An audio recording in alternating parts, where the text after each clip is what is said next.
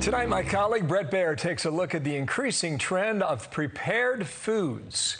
We examine how rising prices and shortages around the world could create a demand for products that consumers can save and eat at a later date.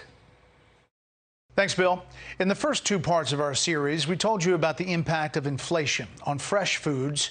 In part three, we focus on prepped foods. And no surprise, prices there are on the rise, too.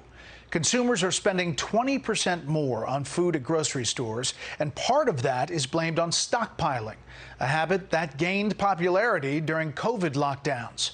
Tonight, we look at how that trend has continued and risen, and how prepared food companies are benefiting from the increased demand, and if their supply is keeping up. One of the lessons of the disruptions of COVID was that ideally we move a little bit away from just in time to just in case, but there's a big difference between maintaining a few weeks of supply chain inventory and stocking up for the apocalypse. Consumers spent more than $2 billion on preserving and storing foods over the last year. That is up 36% from 2 years ago.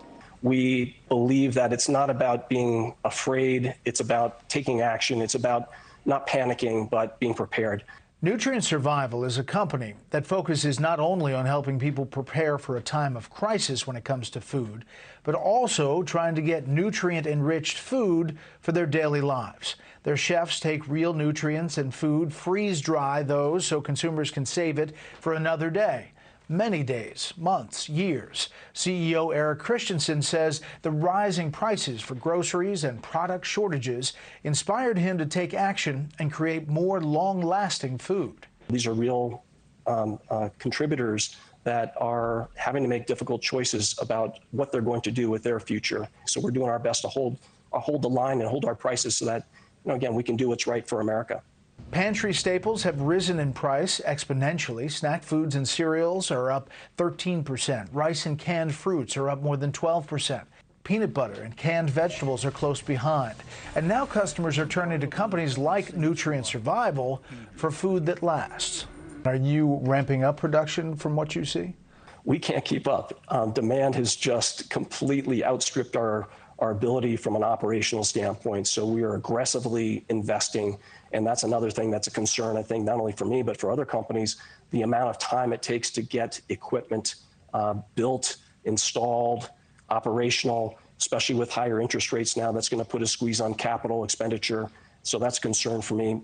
Fortunately, our projects have been underway for a period of time, and I believe that we are well poised to meet demand. A limited amount of baby formula across the U.S. fueled fear among new parents and sparked questions as to whether a food shortage could happen on a wider scale here. People shook their head and said, how can that happen in the U.S.? I mean, is it possible 5 years from now we say, how could this happen in the U.S.? Well, the baby formula situation is really related to how specific some of these products are. And when you get a product that's so specific that it's only really being produced in 1 or 2 plants, then if one plant goes down, it becomes very disruptive. But Christianson says shortages and rising prices are just the beginning. And that's why so many people are turning now to prepped foods. For a long time, it was looked at the prepper group was, preparing for a nuclear holocaust, the zombie apocalypse, whatever it was going to be. But now, to your point, a lot more people are looking at the situation in the world and saying, I need to have access to food. Is that fair? That's exactly it. It's not about being afraid. It's about being smart. This can take the form of going to Costco and buying a couple cases of chicken noodle soup or a couple jars of peanut butter to have on hand, or it can go to buying from companies like mine, Nutrient Survival. We'll continue to follow this story as prices rise here in the U.S. and other countries grapple with the issue abroad. This story is not going away. Bill? Indeed, we'll you're send right, it back Bret. to you. Indeed, you're right. Bret, thank you for that. And breaking tonight, a spokesperson for the Secret Service says